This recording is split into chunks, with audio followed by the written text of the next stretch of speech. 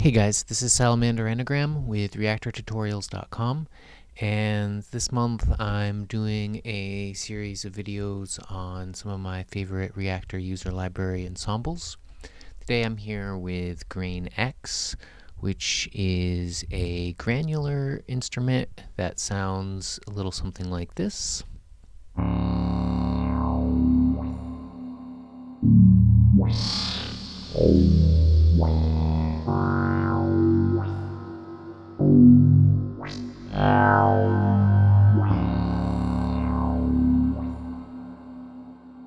If you guys like this video, please subscribe to our YouTube channel. We come out with new Reaktor content at least once a week. Alright, so like I said, this is a granular instrument, and you can check out the main synthesis component just by right-clicking on the big waveform here and clicking the Show in Structure option. So the granular resynth module needs samples to work with, and you can change which sample is active by using these controls on the right-hand side here. And if you want to load in your own samples, just press the F9 button to load the sample map editor.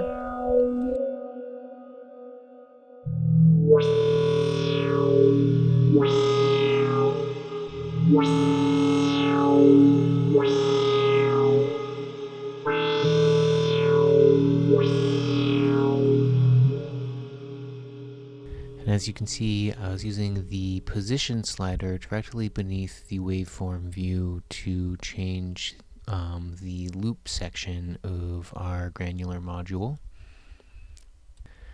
Alright, so GrainX has basically no documentation, there's no manual, there's no hints when you hover over the various interface components.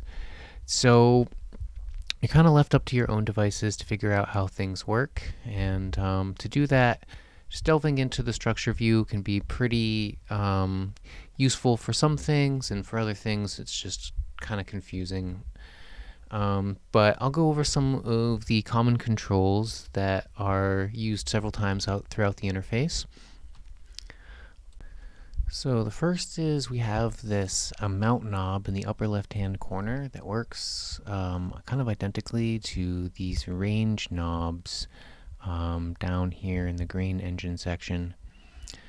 And what those do is they affect the range of another control. So this one in the left-hand corner here controls the position range. And it does it in a kind of interesting way that may be confusing at first. So the amount knob chooses a value from a table equal to either 1, 2, 4, 8, 16, or 32. And you can see how that works right here. Or actually, I guess it just goes up to 16. And you're going to either multiply or divide that value by the knob that it affects. So here we're multiplying the position knob. And so these can be used to kind of greatly increase the range or the amount of values that you can get out of a knob. It's a kind of interesting way to go about it. Okay, next up we have 3 Lfos that are basically the stock core factory Lfos. Can choose the waveform at the bottom here, and I found some problems with that where the waveform that I was seeing didn't match the waveform that I had chosen, and so I did a quick fix, and I'll show you how I did it. We're gonna use the show in structure command on the mouse area here, and we'll see that we're adding 1 to the value, or we were adding 1 to the value. And this is giving us an incorrect value going into the multi-text, which tells us which waveform is currently active from the LFO. So if we get rid of that +1 value there, then we'll have a proper controls. And so this is for every multi-text in the structure has the same bug as far as I can tell. So just cut out all those +1s and you should be fine. I'm not going to take the time to do that right now, but you get the idea.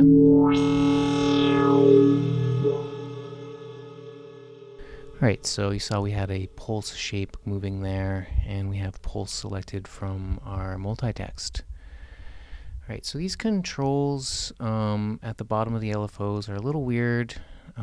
They will kind of act like a vertical slider as long as you're within the very short distance that makes up the space that the mouse area is in. So it's kind of a very fine control. Okay, next I want to take a quick look at the structure so we can get an idea of exactly what's going on in the audio engine. We have our grain resynth module, which I showed you before, and it's going to flow directly into a filter. Those are our only two real audio modules in that bigger macro there. It's followed by a phaser from the factory library, a delay, a reverb, and a 10-band EQ from the factory library, and a very simple stereo amp. And all of that stuff is kind of located at the bottom, all those effects.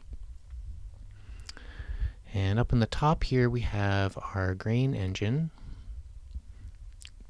And some of this stuff works in ways that you really wouldn't expect. It's very strange. Like the size knob here actually is pitching down the sound as it goes up. And this can be very confusing. There's actually a bunch of things that affect the pitch of the grain synth module. But you can use the octave knob over here to kind of make up for extreme pitch shifts that you might experience.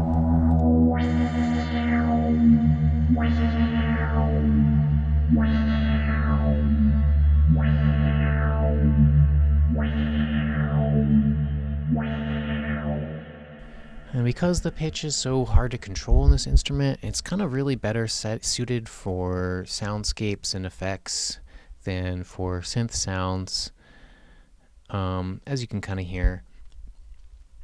Okay, so we have a pitch LFO.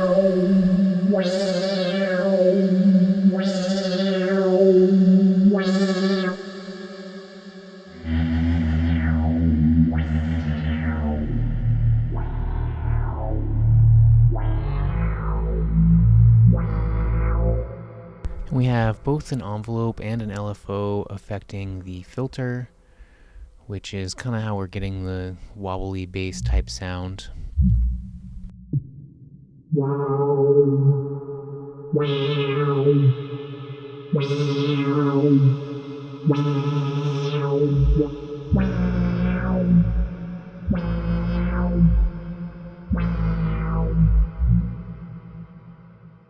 Alright, one last change I would make to this synth is there is 3 snapshots at the top here, part of the ensemble snapshots, and they do nothing. So what I would do is go into the instrument in the function tab and use the set as master function. And that way, all of the snapshots that appear at the top of our screen will be directly affecting our instrument, and that'll just be a lot more useful for when we use it in a DAW or something.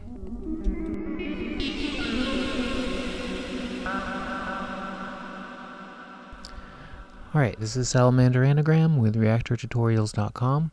I hope you all enjoyed this video. If you did, please check out our website, and I'll be back next week with another Reaktor video.